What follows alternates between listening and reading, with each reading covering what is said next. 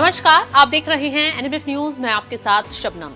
एक नाम जो कभी दुनिया के सबसे खतरनाक दहशतगर्द का पर्याय था, ओसामा बिन लादेन।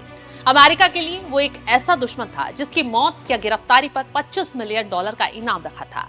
ये रकम उस दौर में सिर्फ एक व्यक्ति के सिर पर रखी गई सबसे बड़ी कीमत नहीं थी, एक ऐसा पुरस्कार था जिसे हासिल करने के लिए दुनिया की सबसे ताकतवर खुफिया एजेंसियां भी सालों तक खून पसीना बहाती थी। लेकिन इसी कड़ी में जुड़ा है आज एक और नाम जिस पर रखा गया है इससे भी बड़ा इनाम। ये नाम किसी आतंकी का नहीं, किसी ड्रग लॉर्ड्स का नहीं, बल्कि एक राष्ट्र के राष्ट्रपति का है। जी हाँ, आपने बिल्कुल सही सुना। तो चलिए, कैसे ओसामा की तरह ये राष्ट्रपति भी ट्रंप की रडार पर आए, पूरी कहानी सुनेंगे तो चौंक जाएंगे, क्योंकि उनके ऊपर आरोप लगे बेहद ही खतरनाक है। आज हम बात करेंगे वेनेजुएला के राष्ट्रपति निकोलस मादुरो की, जिनके सिर पर अमेरिकी राष्ट्रपति डोनाल्ड ट्रंप ने $50 मिलियन का इनाम रखा है। $50 मिलियन, जी हाँ, सही सुना आपने।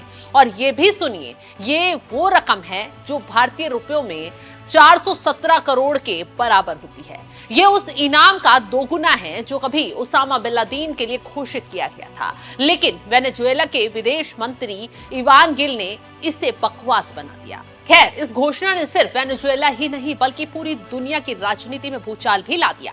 सवाल ये नहीं है कि ऐसा क्यों किया गया, बल्कि सवाल ये है कि एक राष्ट्र के संवैधानिक प्रमुख को अमेरिका इस तरह से खुलेआम अपराधी क्यों घोषित कर रहा है। क्या ट्रंप की ये घोषणा सिर्फ एक राजनीतिक चाल है या इसके पीछे कोई गहरा काला सच छिपा है? क्या अमेरिका सच में किसी देश के राष्ट्रपति को गिरफ्तार करवा सकता है? चलिए पूरी कहानी पर विस्तार से नजर डालते हैं और ये भी बताते हैं क्यों वेनेजुएला के राष्ट्रपति पर काल बनकर ट्रंप टूट पड़े हैं। वेनेजुएला के राष्ट्रपति निकोलस मादुरो पर ट्रंप प्रशासन ने गंभीर आरोप लगाए। यह आरोप किसी राजनीतिक मतभेद तक सीमित नहीं है, बल्कि ये एक ऐसे षड्यंत्र की ओर इशारा करते हैं जो ड्रामा, आतंकवाद और अंतर्राष्ट्रीय अपराधों की जाल में बुना गया है। ट्रंप प्रशासन का दावा है मादुरो दुनिया के सबसे बड़े ड्रग्स तस्करों में से एक हैं। उन पर नशीले पदार्थों की तस्करी, आतंकी संगठनों के साथ मिलीभगत और अमेरिका की राष्ट्रीय सुरक्षा को खतरे में डालने जैसे संगीन आरोप हैं। अमेरिकी अटॉर्नी जनरल पाम बांडी के मुताबिक मादुरो ने ट्रेड डे, अरागुआ, सिनालोवा और कार्टेल ऑफ द सन जैसे खतरनाक आपराधिक गिरोहों के साथ मिलकर अमेरिका में ड्रग्स और हिंसा का जहर घोला है। अमेरिकी ड्रग्स एनफोर्समेंट एजेंसी के खुलासे ने इन आरोपों को और पुख्ता कर दिया है। डीईए के अनुसार मादुरो और उनके सहयोगियों से जुड़ी 30 टन से ज्यादा कोकीन जब्त की गई है, जिसमें से 60 टन सीधे मादुरो से जुड़ी बताई जाती है। इन सबूतों और आरोपों के आधार पर ही अमेरिका ने पहले मादुरो पर $25 मिलियन का इनाम रखा था, जो कि ओसामा बिन लादेन के बराबर नहीं, उससे ज्यादा है। लेकिन ट्रंप प्रशासन ने इस मामले की गंभीरता को समझते हुए या शायद अपने राजनीतिक दावपेच की ओर धार देते हुए इस इनाम को सीधे दोगुना कर दिया, announcing $50 million award for information leading to the arrest of Nicholas. ये घोषणा सिर्फ एक इनाम नहीं, बल्कि ये इस बात का सबूत है कि ट्रंप के निशाने पर मादुरो अब सिर्फ एक राजनीतिक प्रतिद्वंदी नहीं, बल्कि अमेरिका के सबसे बड़े दुश्मन बन चुके हैं। अब क्यों ट्रंप उनके खिलाफ गंभीर आरोप लगाकर खड़े हो गए हैं? क्या वाकई ड्रग्स का खेल है या फिर मामला कुछ पुराना है? चलिए इतिहास खोदकर कुछ पुराने मामलों पर भी नजर डाल लेते हैं कि वेनेजुएला और अमेरिका के बीच की दुश्मनी ये नई है या फिर कुछ पुराना खेल होता आया है।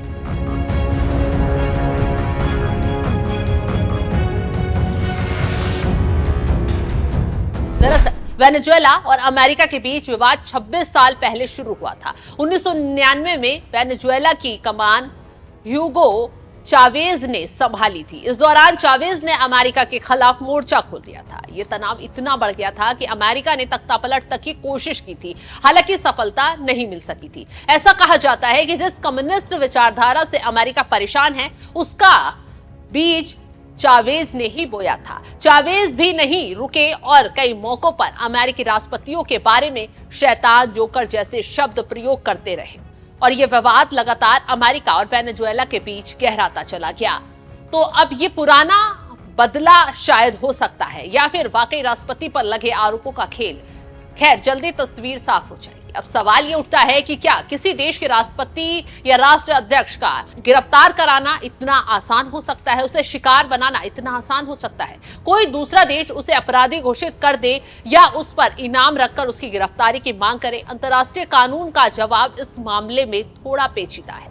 किसी भी देश के राष्ट्रपति या प्रधानमंत्री को गिरफ्तार करने का अधिकार सिर्फ अंतर्राष्ट्रीय न्यायालय या संयुक्त राष्ट्र से जुड़े कानूनी संस्थानों को ही है। अंतर्राष्ट्रीय न्यायालय विभिन्न देशों के बीच विवादों को सुलझाने और अंतर्राष्ट्रीय अपराधों पर कानूनी आदेश जारी करने का काम करता है। अब ऐसे में अगर इंटरनेशनल कोर्ट किसी नेता के खिलाफ गिरफ्तारी वारंट जारी कर देता है तो उसे गिरफ्तार किया जा सकता है, जैसा कि यूक्रेन युद्ध के दौरान रूसी राष्ट्रपति व्लादिमीर पुतिन के साथ हुआ था।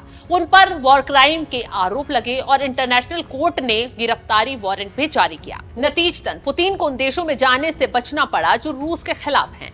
तो फिर मादुरो के मामले में ट्रंप का यह ऐलान क्या सिर्फ एक धमकी है या फिर इसके पीछे कोई और गहरा मकसद भी छिपा है? ये कहना गलत नहीं होगा कि ट्रंप का ये कदम मादुरो पर अंतर्राष्ट्रीय दबाव बनाने की एक रणनीति है। ये कदम वेनेजुएला के खिलाफ अमेरिका की सख्त नीतियों को दबाने का एक तरीका है। ये एक ऐसा राजनीतिक खेल है जो सिर्फ वेनेजुएला ही नहीं बल्कि पूरी दुनिया की राजनीति में एक बड़ी हलचल मचा सकता है। ये एक ऐसी खतरनाक चाल है जिसमें एक देश का राष्ट्रपति दूसरे देश के राष्ट्रपति को मौत का सौदागर बताकर उसे खुलेआम उसकी गिरफ्तारी की मांग कर रहा है। सवाल यह है कि इस खेल का अंजाम आखिर क्या होगा? क्या मादुरो को सच में गिरफ्तार किया जा सकेगा या फिर यह मामला सिर्फ अंतर्राष्ट्रीय राजनीति की एक और सनसनीखेज कहानी बनकर रह जाएगा? खैर, ट्रंप की तरफ से खेले गए इस नए खेल को लेकर आप क्या राय रखते हैं? कमेंट बॉक्स में अपनी राय जरूर बताइएगा और तमाम खबरों की अपडेट के लिए आप हमारे साथ जुड़े रहें। नमस्कार।